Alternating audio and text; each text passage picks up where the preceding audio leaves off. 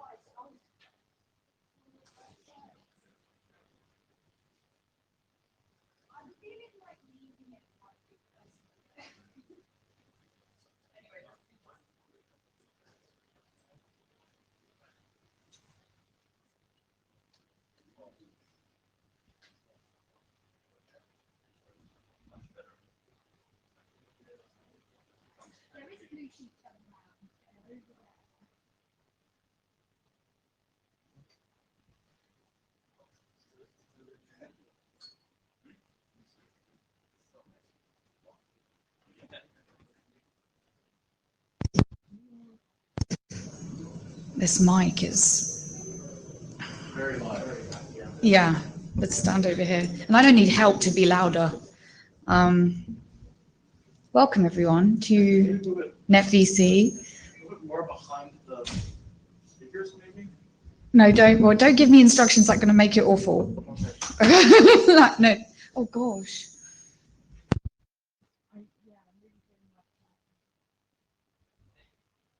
Take that mic.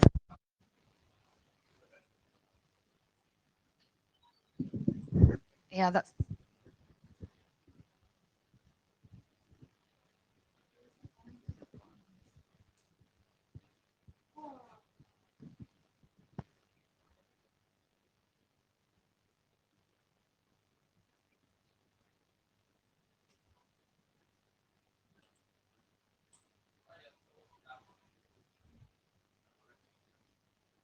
Hello, hello, hello. That works, right? Okay, good. Haha.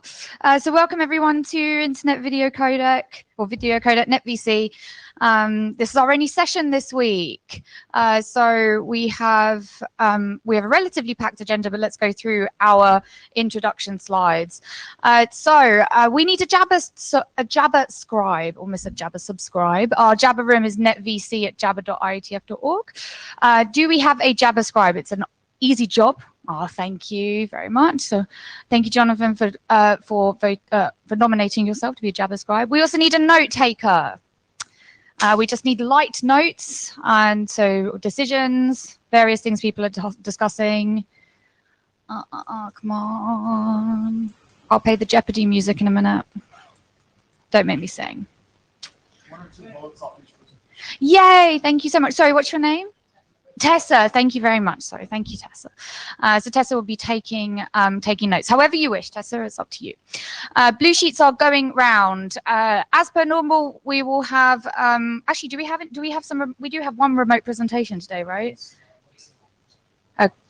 Okay, so please say your name clearly and loudly at the mic so that Tessa can get it down on the notes properly and that the remote presenters will know who is speaking.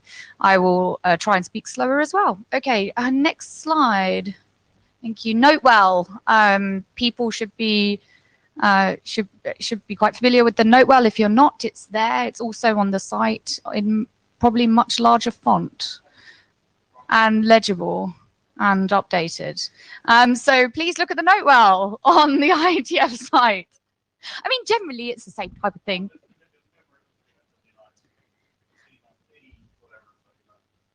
Okay, please take a look at the note well on the IETF site. It's very important for you to understand. Please do not pay attention to what's on the screen in front of you.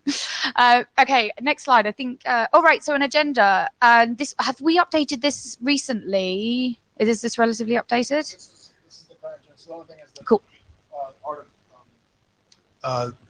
During the chair slides, Alexei will jump in to present the requirements document status.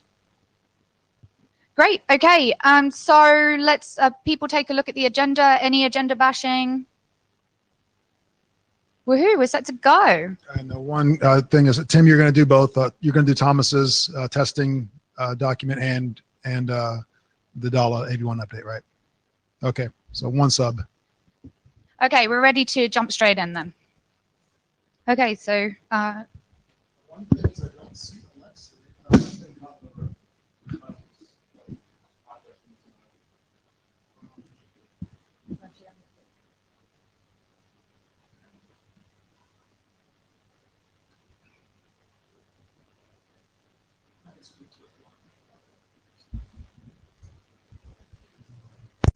let's try that, but you might just want to take a step back.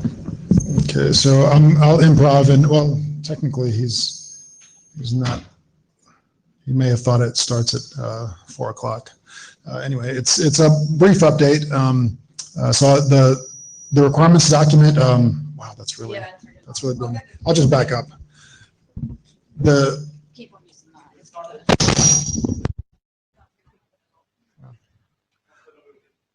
Yeah. How's everyone enjoying this on the remote side? Periodic booms of. Okay, now that everybody's muted their headphones, the requirements document is basically ready for progressing. So we're at version 6 right now. and there was a few changes in that version. It was mostly around section 311, calling out that that the objectives for compression efficiency are really applied to all of the use cases that are defined earlier in section 2. So before, it was trying to call out some specific use cases like natural content as well as screen sharing content, and rather than enumerating things, it's just better to go ahead and reference section 2, which has all of the use cases. So the compression efficiency targets apply to all of those use cases. And there were no other substantive changes. So where we are with the document right now is we completed the work group last call after this update, the 06 update. That was back at the end of May. And the current status is that we'll be doing the Shepherd write-up and passing this on to our AD. Which is where? Adam is in the room or not? Okay. You must have been standing outside listening. Okay, so we do have an AD. Yeah. Was there a question? Or was it just No. Just a heads up that the requirements will be progressing to the Shepherd write-up will be progressing to you hopefully this week. All right. Any other comments on the requirements? And one of the questions earlier was about whether or not we publish this, and the main impetus for publishing it was that it's also being used in other bodies as a set of requirements for new codec design. So there's value in publishing it even beyond IETF members. Okay, that's it for requirements. So let's. Tim, you want to come up for testing?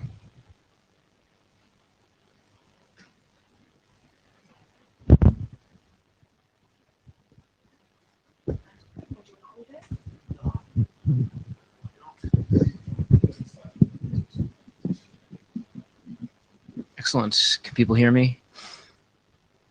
It doesn't really sound like it's on. All right. All right, that better? Yes, I can hear that now. All right. So I've looked at these slides for about 30 seconds and didn't make them, so this should be great. So there hasn't been a lot of changes to the testing document. What we have done is gone through and started exercising some of the subjective test portions of it. So there's a subjective testing procedure defined. Basically, we're using the same codec and command line configuration as all of the objective tests, but we only select one quantizer for both high and low latency to test visually. They added a subjective test set, which is basically just a small subset of the full objective test set, because we have to actually manually look at these, so smaller is better. And we have implemented a tool in Are We Compressed Yet and the analyzer, which supports subjective testing. So basically, it gives you a split view or lets you flip back and forth between the videos, and then it randomizes the presentation order, and you vote for which one you think looks best, or if there's a tie. And there's instructions that it shows the voters for all that. All right, next slide. So the statistical analysis side, generally you need about 12 viewers to get results that are significant. That doesn't mean it's not a guarantee that if you have 12 you'll have significant results, but you need probably at least that many. So all the voting is prefer A or prefer B, so there's no indication of how strong that preference is. And then we test for significance using a sign test. For all the people who vote tie, it basically counts as half a vote for and half a vote against, or half a vote for A or half a vote for B, however you want to think about it.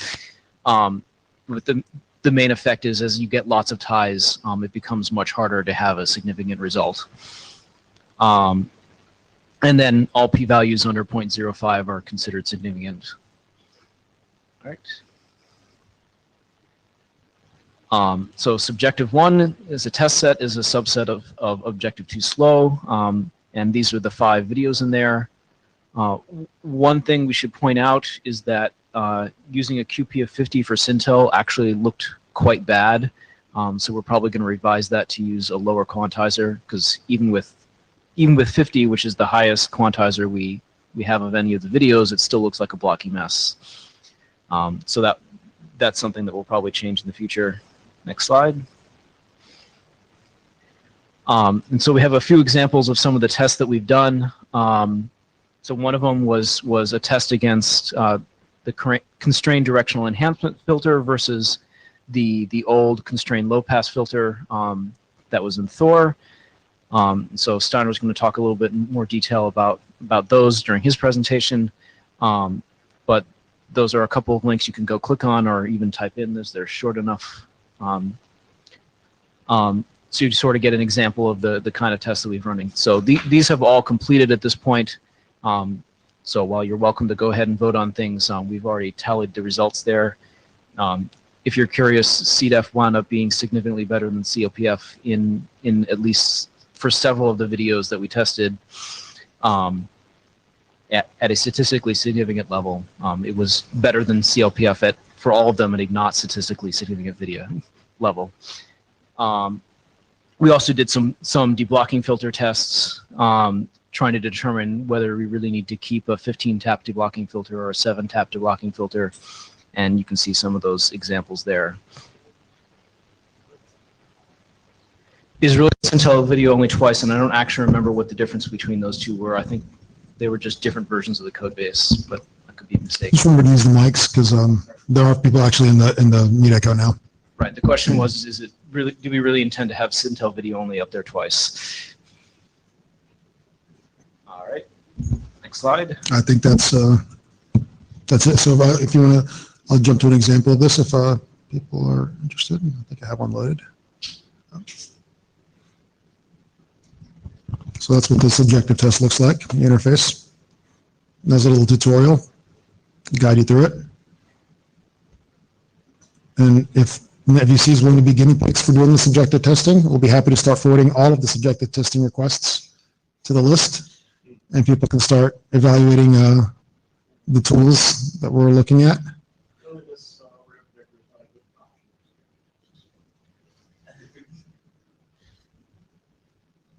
Yeah, this the resolution on here is killing it. This is, I think, designed for 4K. I think we're getting VGA to this projector. Yeah. So at Mozilla, we actually have a 4K monitor set up in the kitchen. We make the interns do a test before we give them cookies. Yeah. Yeah. So. You have to request a 4K projector if you want, right? Well, I'm sure this projector is not the problem. It's how we're connecting here is it's going through VGA, so it's getting some crap VGA resolution instead of. I'm sure it's an NADP projector. There's an IETF owned 4K projector they drag around. That's owned by the venue.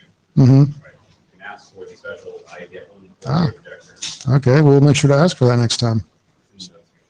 Yeah, didn't know it existed. Pretty much. Yeah.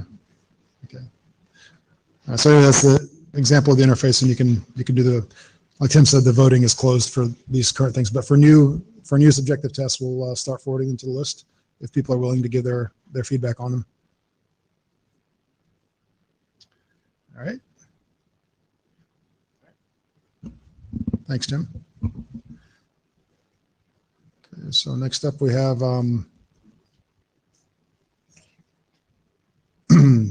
Steiner for the Thor AV1 codec update.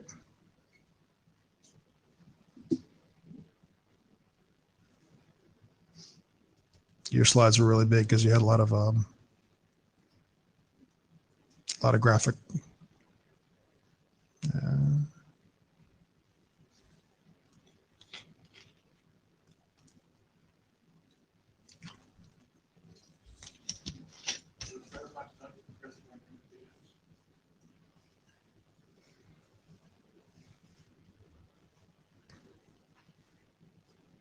It was only a few megabytes. I'm surprised it's this slow.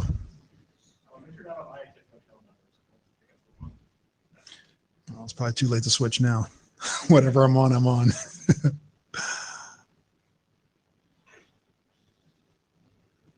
Well, I will give you an update on Thor, and I also have an update on the compression complexity trade-offs that we have for the royalty-free codecs. Yeah, this takes some time, it seems. I probably didn't compress the graphics that well.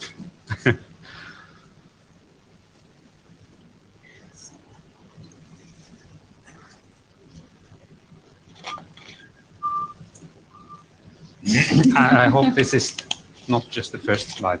No, it's got previews of all of them, so it knows that there's 13 slides coming down. See the bar walking across. Yeah, we're at 75.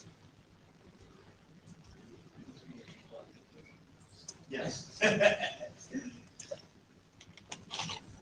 looking very much like the way to expect these to be back. And I see it did select the IETF hotel, so Yeah. I am on IETF hotel, Which is 3/4 of a. which is ironic that it associates to that AP then. Apple's notion of ordering Wi-Fi networks, it prefers the ordering over the strength. There's no way to say, if you see multiples, pick the Mhm. strong one. It will pass. Go what? Pass. Okay. Well, supposedly we're done.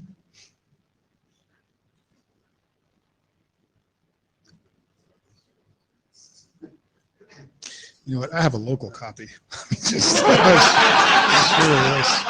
You didn't update anything, right? Oh, there we go. Okay, The threat of a local copy got it going. Okay. great. Yeah, just jump to the next slide, please. So there are no updates in the GitHub repository since Chicago, but there's still some work that has been done. I think the consensus in Chicago was that we should aim to have both Thor and Dala converge. And so that would include merging the loop filters, the Dala D-ring and CLPF. And John Mark presented how we did that for AV1. And so I began doing that for Thor as well, but I haven't quite finished yet. And also, Thor is lacking proper entropy coding, so that's also on the list. So some work has been started on that, but that's going to require more work than finishing CDEF.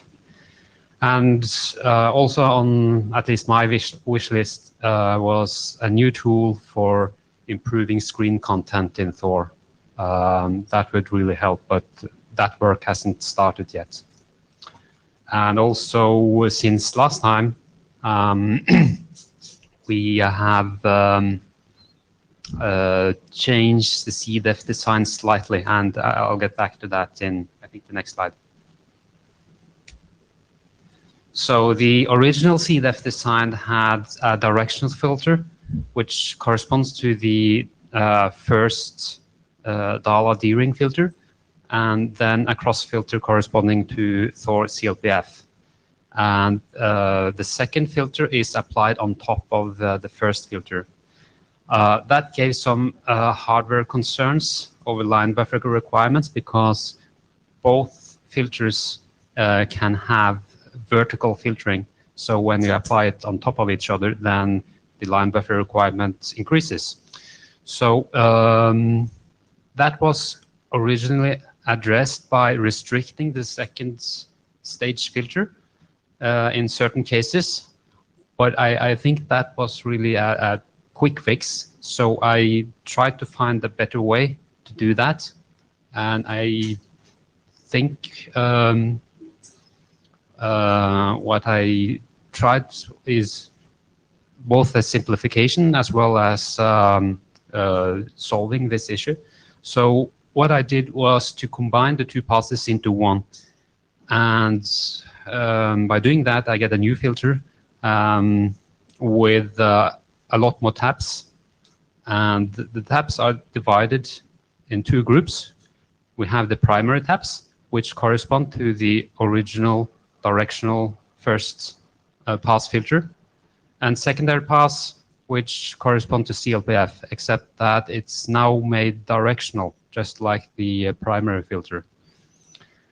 And the clue is that you can specify different strengths for each of these groups of tabs. And that gave no significant change in BDR, actually as very tiny improvements, and we got actually a gain in chroma. Next slide, please. So these are the tabs. The first 8 matrices are the tabs for are the primary tabs, which will have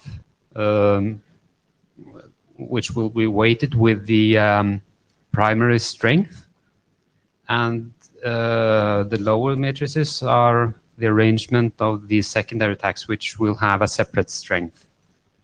And in the single pass filter, I tried both this set of tabs and also a few more tabs, extending the upper 8 matrices to 7 by 7 field. So there were 2 extra tabs, but that didn't change the objective results. So this is what I'm currently implementing for Thor. Next slide. So these are the objective results, comparing the 2 pass with the 1 pass filter. So negative numbers means that 1 pass is better. And in Luma PSNR is about 0.2% better, which is close to the noise range, but at least on the right side of this is 0. And if you look at the chroma numbers, they are better. And in particular, if you look at the CIEDE numbers, which combine Luma and chroma, we get about 0.5%, which I think is it's not much, but it's nice for something that's really a simplification. Next slide. So as Tim mentioned, we now have a test framework for doing subjective tests, and one of the tests compared CLPF to CDEF, and this was the 2-pass CDEF, but I don't think the 1-pass CDEF will be that much difference. The tests were done in AV1, but again, I don't think that will be much different from what we would see in Thor. And as Tim mentioned, there was a significant preference to CDEF in some cases. Those were in the low latency cases. For the high delay, high latency cases, there were no preference, but still CDEF got more votes than CLPF for every sequence, both in low delay and high delay. The numbers were just not significant. So for some sequences, CDEF wins, and for the rest, there are no clear subjective advantages. But in all cases, I think the objective scores for CDEF are slightly better. Next slide. So these are the results. Results. Red is the vote count for CLPF. Gray are the tie counts, and CDEF are the green bar. And in all cases, there are more votes for CDEF. And in 2 cases, the difference is significant. And this is for low latency. If we move on to high latency on the next slide, there's no significant difference. But again, CDEF has more votes than CLPF. The main difference is that there are more ties, and that's not that surprising, since in the high latency case, the loop filtering has less effects. So I think these results are to be expected. Next slide. So I'd also run some other experiments in RV compressed jets, looking at the objective numbers. I wanted to see how the compression and complexity trade-offs are looking. So I have been using two test sets, the regular Objective 1 fast. I didn't use Objective 2 fast because from some time to time, the Objective 2 fast test set breaks AV1. It might have been fixed now, but I made a test so that we could see how AV1 has been doing over time. So then I needed to do it with the old test sets. And also I selected a subset of Objective 1 test, which is just video conferencing content. So that would be the 720p subset of Objective 1 fast. And I found that AV1 compression has significantly improved since Chicago, both for low and high latency, but also the complexity has increased, and quite a lot. I also ran VP9 and AV1 in both error resilient and non-resilient modes, because Thor is always error resilient. So in order to do a proper apple-to-apples test, I did both. And where I compare the different codecs, I use Thor in high complexity, low latency mode as the BDR anchor. Next slide. So this shows the compression history of AV1 over the past year. So on the left side, we see how AV1, that's AV1 1 year ago used as the anchor. So over the past 12 months, the compression gains are slightly more than 20%. And if you then move on to the next slide, we'll see what happens to the complexity. So just to clarify, the left is a year ago and the right is today? Yeah. Okay, so it dropped from zero, the anchor a year ago, to minus 20% today? Yeah, slightly more. And most of that has come in the last 3 months. So if we look at the complexity, and here the y-axis is logarithmic, and it also shows frames per minute and not frames per second. So it started a year ago with about 23 frames per minute, and the latest code will run the same sequences at 1.9 frames per second. Sorry, per minute.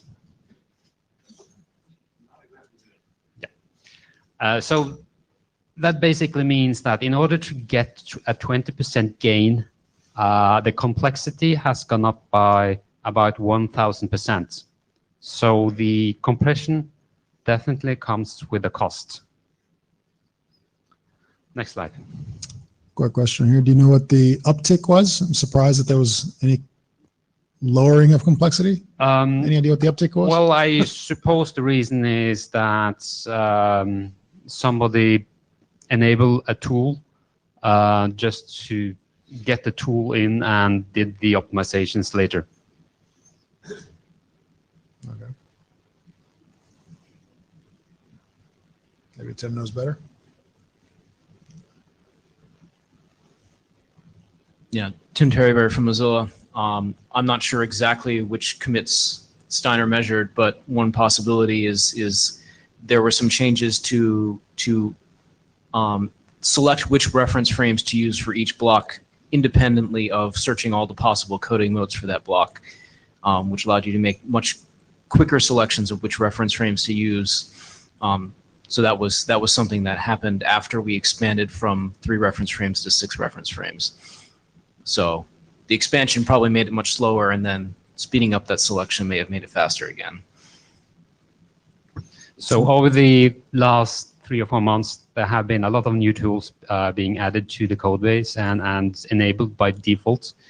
And I'm sure that that has happened without the optimizations being fully done. And also some of the tools compete for the same gains, and there still is some work to get a proper integration. So the complexity could go down. And for this work, you took how many data points to sample? You took like monthly data points? No, every 2 weeks or twice a month, actually. Okay, and the same configuration all the time? Right. So it's whatever people turned on by default? Yeah. Okay. So the dip there, I could just have been unlucky in picking that exact commit, because that was selected. I selected whatever was in the repository on the 1st and 15th of every month, I think. But it does show a trend, and it roughly corresponds to the compression. So basically, higher compression comes with a cost.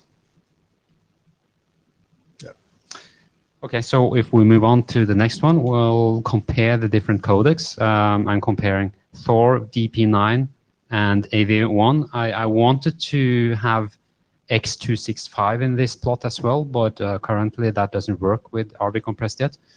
So I didn't manage to get that in time. So the red graphs are AV1, and the purple VP9, and the black Thor, and the dashed graphs are the non-resilient runs of the codecs. So, and this is comparing Thor with the other contexts, other codecs with mixed content, which is the in this case the objective one-fast test set. And we see here that Thor and VP9 seem to have about the same complexity and compression trade-off, except that Thor can add some more compression at the cost of added complexity. And AV1 in this plot is performing better.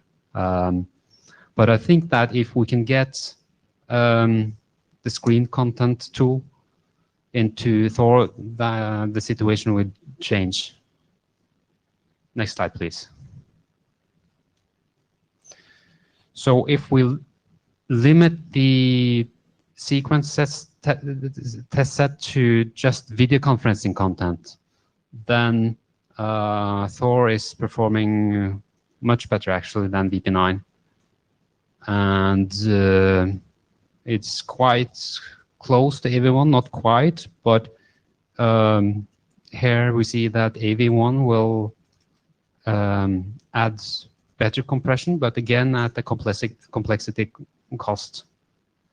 So this is perhaps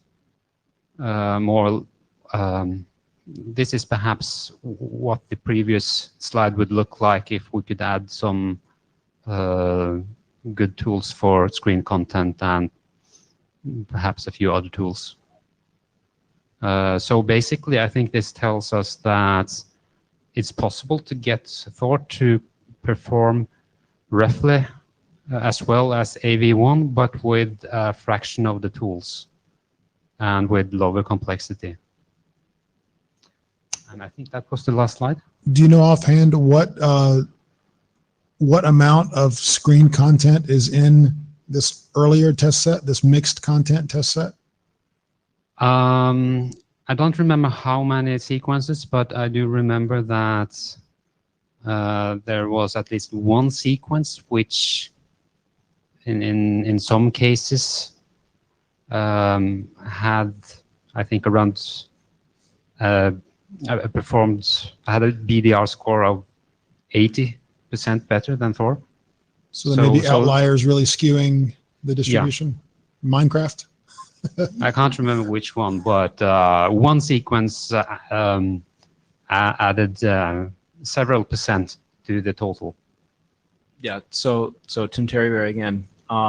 You're probably thinking of Wikipedia, which is Right. a screen capture of somebody scrolling through a Wikipedia article.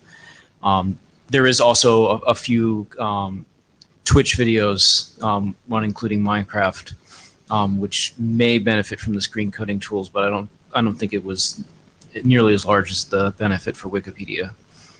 Right. And this is Thor without any of the work in progress. So with CDEF, we should get a slight improvement. Not a big one, but at least something. And for a proper entropy coder, I don't really know how much that will add, but it could be a few percent.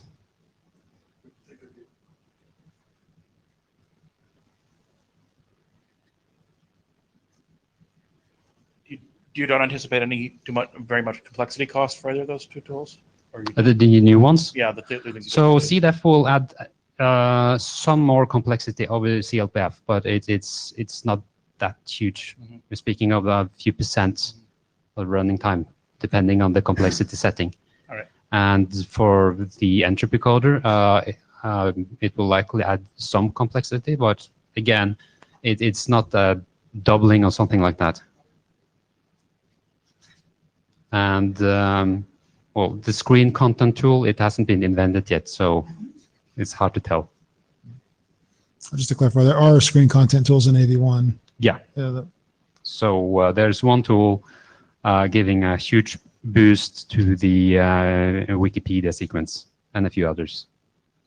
So that's worth looking into.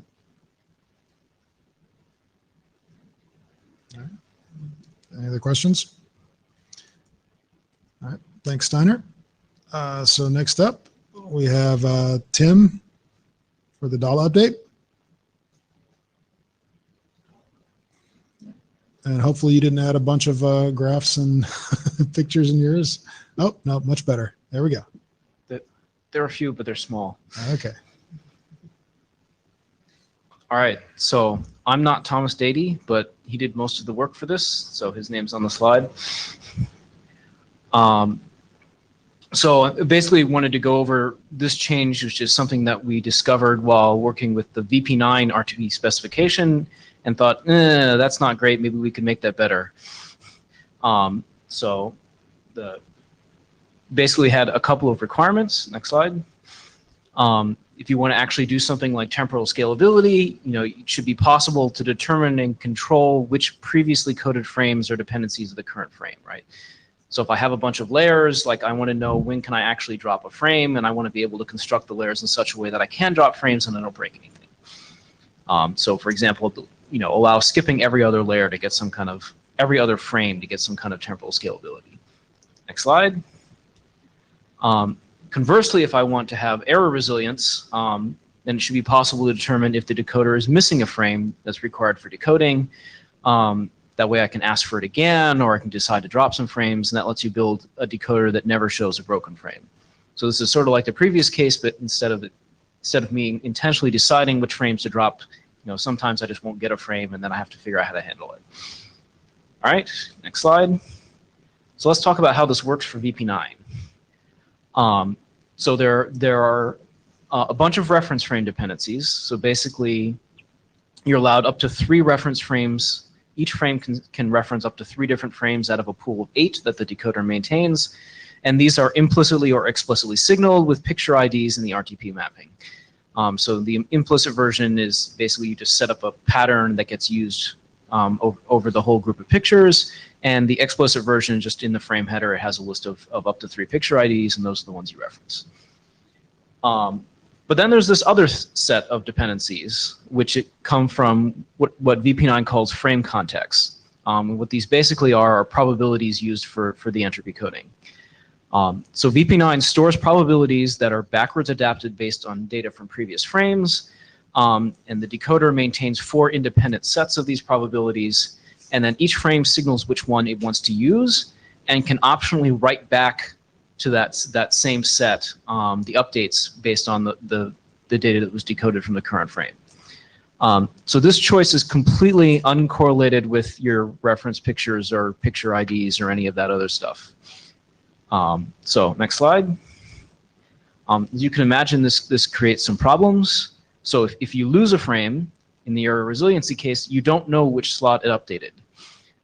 So you actually no longer know if you could decode any frame. But also, the last frame to update the slot you're using might not have been one of your reference frames. So if you're going through your RTP headers and saying, okay, you know, do I have all the frames I need to be able to decode this for the current layer, or can I safely drop this frame and not break anybody else? You don't actually know unless you parse into the packet and figure out which of these frame context slots it's updating and what other frames that affects. So there are a couple of ways that we could handle this, but basically what's happening here is we've introduced this potential hidden 4th frame dependency. And for people who are designing RTP mappings, this is surprising because everybody thinks, oh, I told you what reference frames you use. That's all you needed to know, right? But actually, there's this extra mapping, and the extra dependency in the RTP mapping only signals 3 picture IDs. So there's a couple of ways we could fix this. We could signal a 4th picture ID. We could impose some requirements in the encoder that, you know, the slot you use must have come from one of your reference frames. That's a discussion that we'll have on the payload list to figure out how to handle that for VP9. But we thought maybe for an X codec we could do better. And then the final problem is you can't fork probabilities and involve them independently because of the requirement that you can only write back to the slot you read from.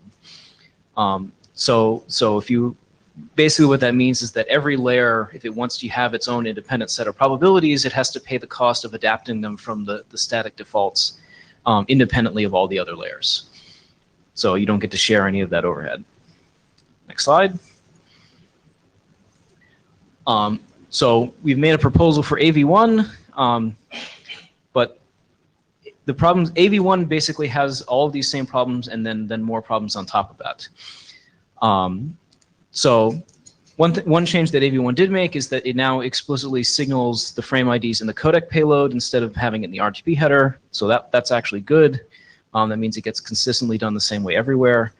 It now allows up to 6 reference frames per frame, still draw from a pool of 8.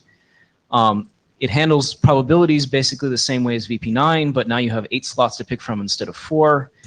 And then it's added some new things on top of that. So there are now motion vectors stored from previous frames to use for temporal motion vector prediction. And the original design was that it just always picked them from the last coded frame. And if you were coding things in such a way that the last coded frame wasn't going to be available, or you didn't want to rely on it being available, then you just didn't have temporal motion vector prediction. Sorry, you couldn't use it. So that was sort of fixed up by this TempMV signaling proposal, which I'll talk about in a minute. And then people kept adding more things like global motion data, which is now coded as deltas relative to the last coded frame, which again, if you want to be able to drop the last coded frame, is a problem. I'm Mosin from the floor, Mike. I just comment on the first one. For resilience, there's also, I'm not sure what you meant by frame IDs there, but for resilience, we also have these frame numbers now that have been added that are beyond just, you know, which one of 8. You can actually have a much larger frame number. So like, you know, a 10-bit, 12-bit frame number. That way, if you drop one, you actually know that you dropped one. You know that. That's what I meant. So basically, it's the same as the picture IDs in the VP9 RTP mapping. Right. I think they're not necessarily the same number of bits, but similar idea. Okay.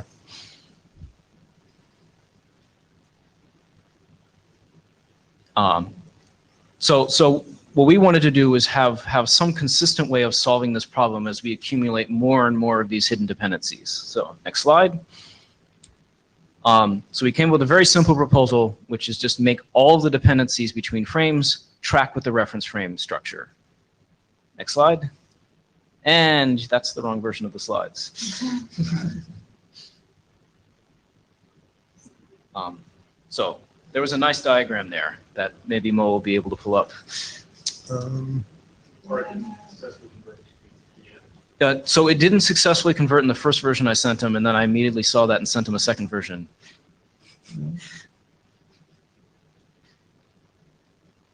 So I can work faster. No, it's they give me a quarter of my screen on that stupid VGA. Okay, so yeah, the 66K one. Yeah, no, There's one up. 200 something K.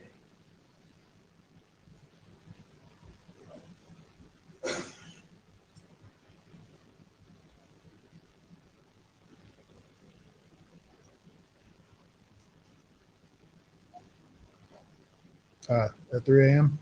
Okay. Yeah. You don't sleep? Jet lag, you didn't know that. Okay. What jet lag? What is this thing? Okay, so here we go.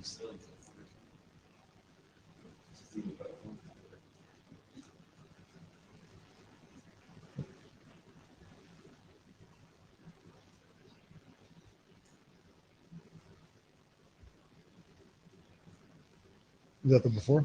Yeah. So this is basically the situation now. You have this pool at the top of reference frames. Each one of them has a buffer of actual pixels in it. And as I said before, we have these temporal motion vectors that get saved for use for motion vector prediction in future frames. And with the temp MV signaling, what they did is they just moved that buffer into the reference frame buffer. So every reference frame has a copy of the motion vectors that were decoded with that reference frame. And then when you pick your list of references to use for the current frame, then the first one becomes the one that you used, that you draw those motion vectors from. But then down at the bottom here, there are these frame context slots that have all the probabilities in them, and those are, you point to some index in that table, that's just coded in the header completely independently of all the reference frames, and then you have this global motion data, which is just always taken from the previous frame. And if you don't want to use the previous frame, then I'm sorry, you don't get to use global motion. All right, and so with our proposal, it looks more like this. So basically, we move all the probabilities up into the reference frames as well. And also the global motion data, though this diagram. Yeah, so in practice, we've only implemented part of this proposal, and in fact, we have not moved the global motion data up yet, but we will. So yeah, pretend that it isn't pointing to the previous frame down there at the bottom anymore. So now what happens is whatever is the first frame in your list of reference frames, you now draw not only the reference pixels, but also all of your motion vectors, all of your probabilities, your reference global motion data that you predict from. So everything just comes out of that first slot you're pointing to. John, thanks. Why did you make it the first slot rather than the selectable slot? You just don't want to pay the bits for the selection cost? I don't want to pay the bits for the selection cost, and coding fewer things in the header is generally good from an IPR perspective. Presumably you were previously coding the probabilities, right? So the probability selection. So yes. So previously we were coding an index for which set of probabilities to use, and now we're not. So you're actually saving bits. Yes, we're saving a whole 3 bits per frame. All right, next slide. So basically, we remove all of the frame context slots, and those just are now reference frame slots. We remove all of the syntax elements for saving and restoring frame context, so it's actually more than 3, because I also had to code a bit to say whether I wanted to write back to that buffer. And instead, we always save a frame context with a reference buffer. So whenever we would store a reference frame into one of those slots, we also store the updated probabilities from the current frame, the temporal motion vectors, the global motion data, et cetera, et cetera. We also no longer need a syntax to reset frame contexts. So what happens is on a keyframe, then we just reset all the reference frames, which includes resetting the probabilities and everything else. On an intra-only frame, then we reset that one specific reference frame that the intra-frame gets stored back to, but not any of the others. So that's an intra-only frame that is not a keyframe. Next slide. So there are a few complexities with this. So there's now, as Jonathan Lennox points out, this interaction between the reference number in that list and what its function is. So in our current encoder, basically the first reference was always the last frame, the most recent frame from the same layer. And so now you need to reorder that reference list to use probabilities from your if you want to use probabilities from your long-term reference or from an alt ref or some other type of frame, you have to reorder that list, but that's just a mapping in the encoder side. It shouldn't have any functional changes. So as I said, if we have an intra-only frame that is not a keyframe, there's currently no way to use a previous frame context. So basically, just your probabilities always get reset. That's the same way things worked in VP9, and we didn't change that because we didn't think it was that useful. And finally, previously you could have probabilities from a non-reference frame, and now you can't, just because there's no way to code that. But since we now can list up to 6 of our 8 potential references as references for the current frame, the impact of that seems kind of low. It seems like whichever frame you want to draw probabilities from, it's probably going to have some useful pixels in it to predict from, and if not, there's some other frame that you could drop that wouldn't have been that important anyway, with a list of 6 of 8.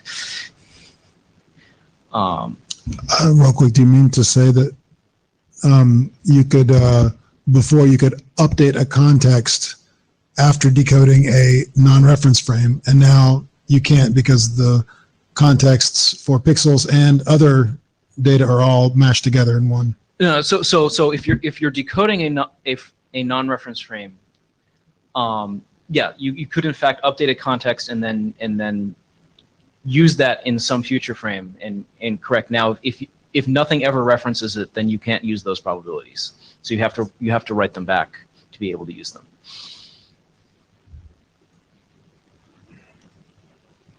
All right, next slide. So as I said, there's still some things to move into the frame context. One is this: the global motion thing is relatively recent, and so we're doing that as part of the global motion proposal, which is not complete yet. So that hasn't happened. And while we were working on this, people started doing frame size prediction based on the previous frame as well, and so now we need to move that in there too. But the main proposal is still put everything in this frame context inside of a reference frame, and so the main idea doesn't change. So it can handle all of these new things that people are adding. And I think that's everything on this proposal. Did anyone have any questions about how any of that works? All right. Then I will switch gears and talk about a completely separate topic. So I'm also not Luc Trudeau or David Michael Barr. But again, those are the people who actually did all of the work that I'm about to talk about. And the tool I'm going to talk about is Chroma from Luma. So next slide. Basically, we have changed this a lot from previous proposals. The stuff I'm going to talk about now is basically an evolution of the stuff we presented in draft EGI Netvc CFL over a year ago. We've changed essentially everything.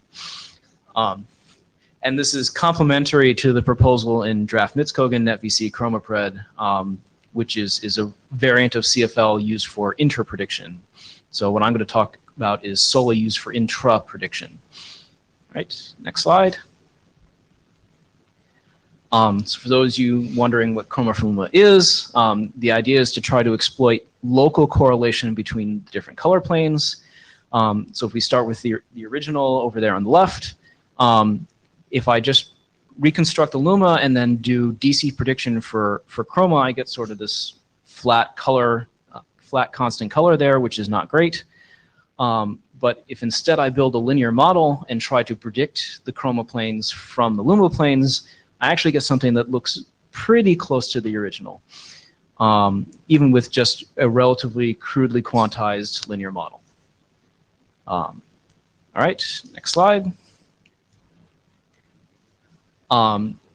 So originally we had designed CFL to work within DALA, which is a primarily frequency domain based codec.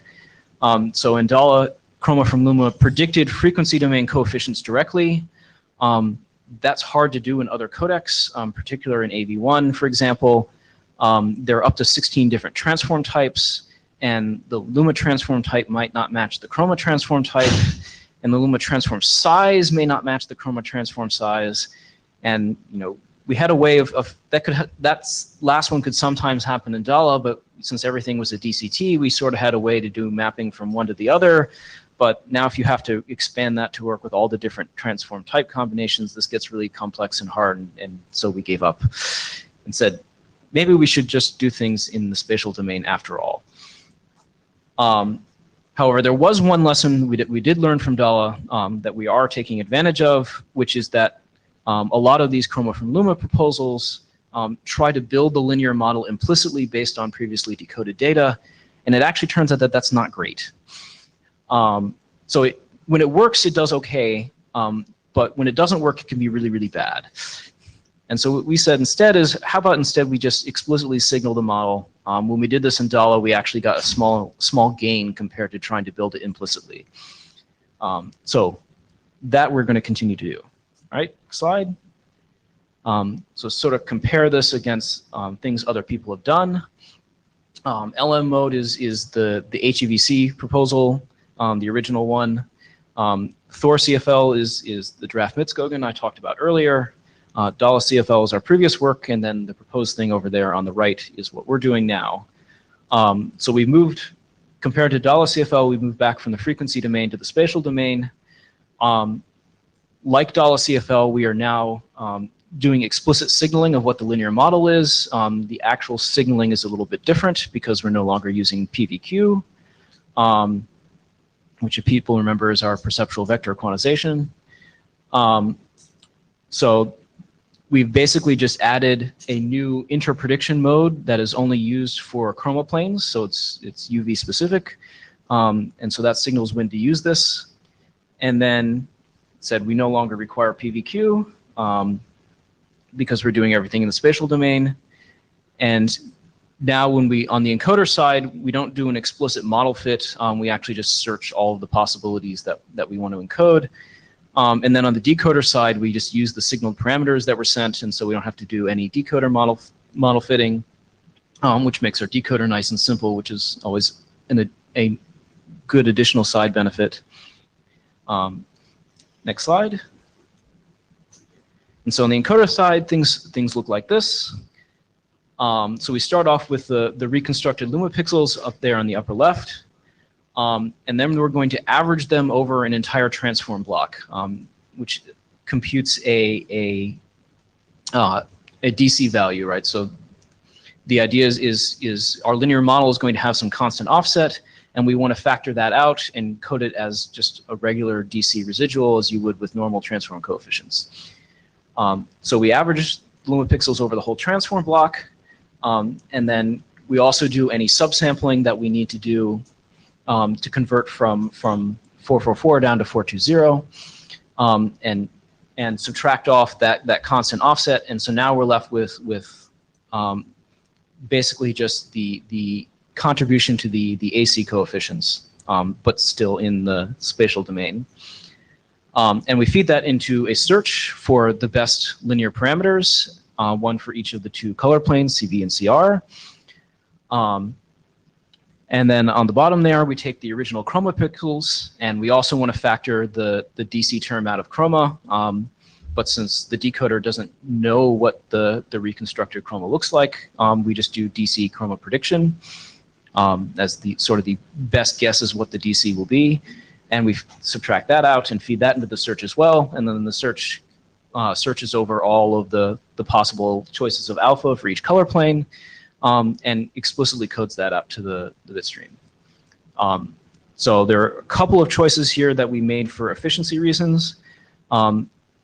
So when we have a prediction block, we can then subdivide that into multiple smaller transform blocks. So when we do our Luma average, we do it over just a transform block, which lets us do reconstruction transform block by transform block and basically minimizes the amount that needs to be buffered in hardware or things like that.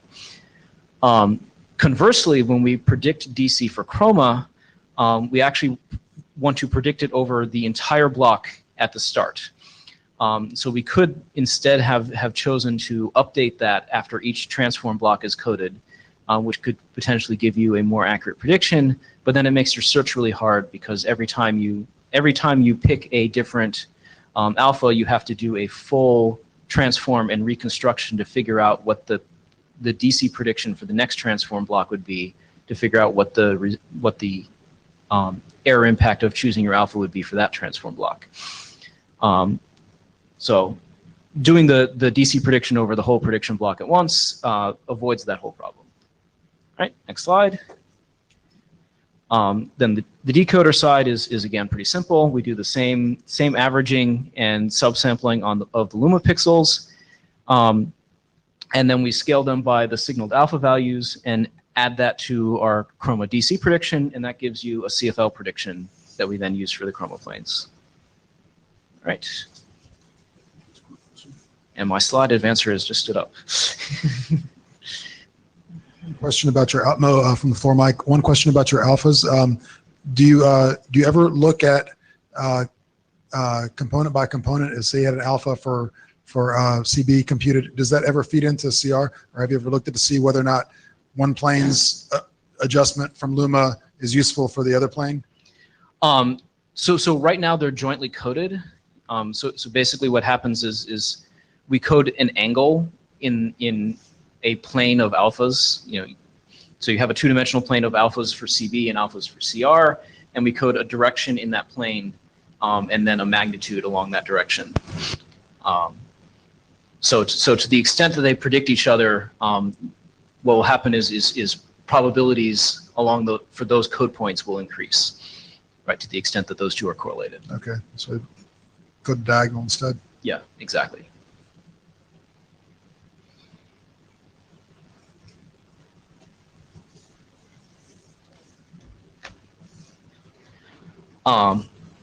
And of course, there are complications. So the first one is for sub 8x8 block sizes for 420 and also other chroma subsampling formats. So what happens for 420, if your Luma blocks are smaller than 8x8, we don't want to have transforms that are smaller than 8x8. So in our subsample chroma, we use one 4x4 transform, which then covers the same spatial extent as multiple Luma blocks. So how do you decide what mode information to use? And the answer is we look at the bottom right Luma block from whatever that subdivision was, and that determines if you have an intra block or an inter block. So as a result, that means that you can actually have some of the blocks in this sub 8x8 region are intercoded, but the chroma winds up being intra-coded. So now we have to buffer Luma from the intercoded pixels as well as the intracoded pixels in these sub 8x8 regions, and that might be a surprise. And in fact, we've implemented this incorrectly at the moment, but we'll fix that.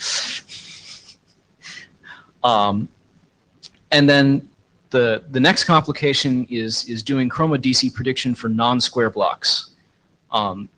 So what happens is that the DC prediction works by basically summing up all the pixels to the left and summing up all the pixels above and then taking an average. And when your blocks aren't square, the number of pixels in that sum is not a power of 2. So now you have to actually do a division. But the number of different cases there is pretty small, so we can just implement that division with the lookup table, because dividing by either 2 or 3 is not that hard. And AV1 turns out to be adding rectangular transforms with rectangular interprediction, so they're going to have to solve this problem anyway. And so we'll probably wind up using the same mechanism they did when it comes time for that. Next slide. And then finally, there's all sorts of fun at the boundaries of the frames. So what happens in AV1 is that your frame size gets rounded up to the nearest multiple of 8, but block sizes in AV1 can actually be much larger than 8 by 8. They can be up to 64 by 64. 28. So yeah, maybe 128 by 128 someday. And so if you have a large prediction block which overlaps this boundary, but smaller transform blocks inside that large prediction block, some of your transform blocks may be entirely outside that boundary, and those just don't get coded. Which, okay, that's fine, until you also realize that your chroma transform blocks can actually cover a larger area than the corresponding luma transform blocks. And this might be easier to see if you go to the next slide where there's a picture. So here's an example of when this happens. If I have a 32 by 32 prediction block with 8 by 8 transforms inside of it, in the luma plane, it looks like this. You know, as it runs into this frame boundary, you know, the last 4 blocks there are just not coded. Like they just don't appear in the bit stream. But for a 32 by 32 prediction block with 8 by 8 transforms in the luma plane, the corresponding transform size in the chroma plane for 420 is also 8 by 8, which means it actually covers 4 times the area of a corresponding luma transform block. So now those blocks partially overlap that boundary, and since they're not completely outside, they still get coded, which now means I have a bunch of chroma pixels where there is no corresponding luma pixel to draw a prediction from. And so currently what we're doing is just taking the last row of luma pixels and extending them downwards, which, you know, is simple and seems to work okay-ish. This, by the way, boundary handling also complicates DC prediction quite a bit when your neighbor's block sizes don't match up with your own block sizes, but that complication is, again, not CFL specific. I just thought I would point it out. It's literally just 1 pixel extrapolation? It is literally 1 pixel extrapolation. We could have tried to do something more expensive, but it didn't seem worth it. Does it actually matter?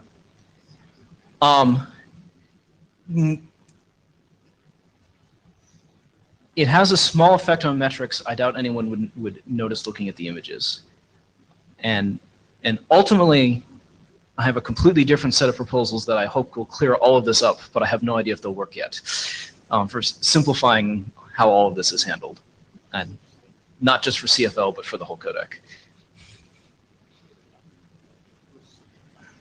So I don't want to invest a huge amount of time in over-engineering how CFL handles I mean, it this. just seems like ultimately your decoder isn't going to emit those things outside the frame boundary anyway, isn't it? So what does it matter what you predict the chroma to be?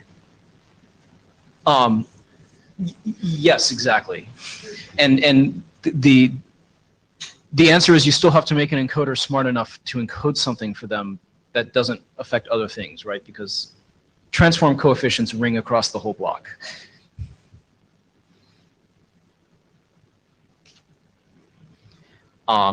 So I've included these nice outdated example images. These are about a month old, so they're not that outdated, but things have changed since they were generated. So this is current AV1, and the next slide is when we add CFL, and I don't know if you can see that basically we just get a huge amount of additional detail. So I think this is just the chroma red plane, and it's over 1 dB of improved PSNR.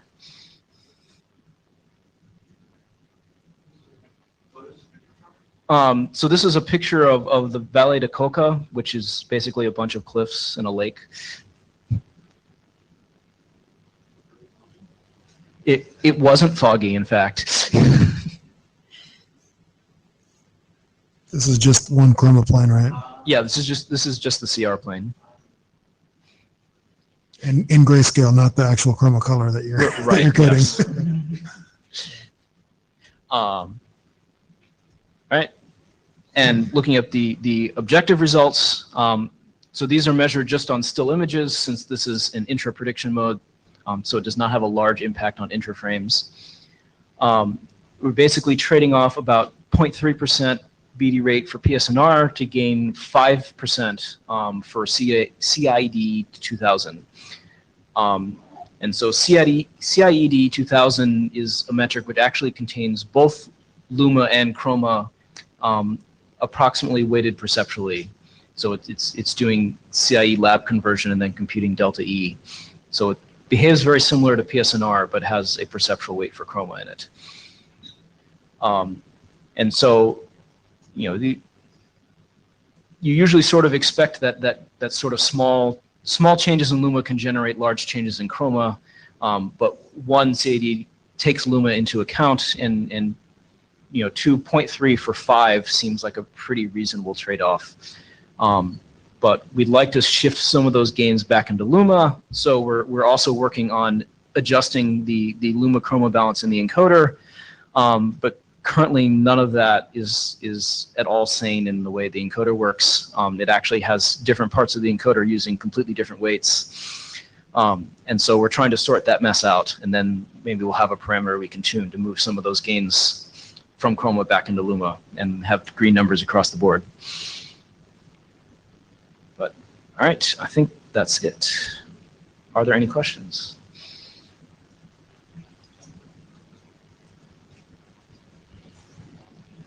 Snell, it's Wogan from Cisco. Does it make sense to use implicitly derived alpha values as prediction for the signal alpha values in order to reduce the bit cost? So we tried that in Dala and basically it didn't help. That may be worth revisiting for AV1, but you know, it has a decoder complexity cost, and so the question is the savings worth the extra CPU required to do the implicit model building? And the answer is, you know, maybe. We haven't tried it. So the question was, the encoder and decoder both search for alphas, and then you predict them, and then only the error of the prediction is signaled? Yeah, so I think that's what Steiner was suggesting. You did try it? So we tried it in Dala. We have not tried it in AV1 with this new proposal. All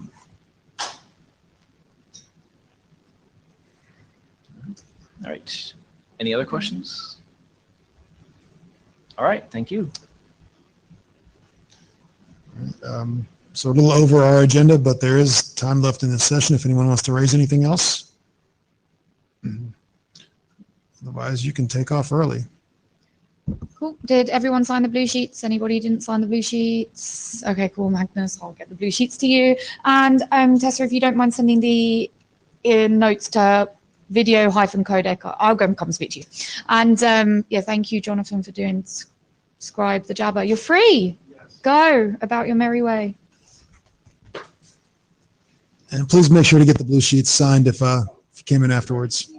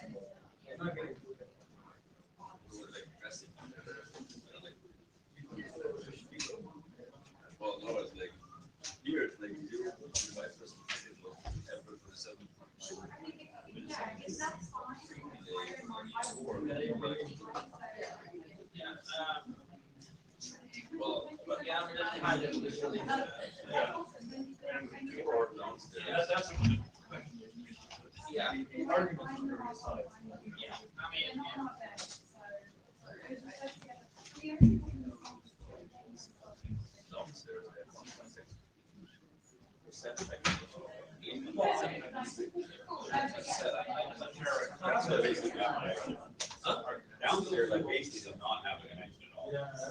Yeah, I was like, I'll take the sheets to the people.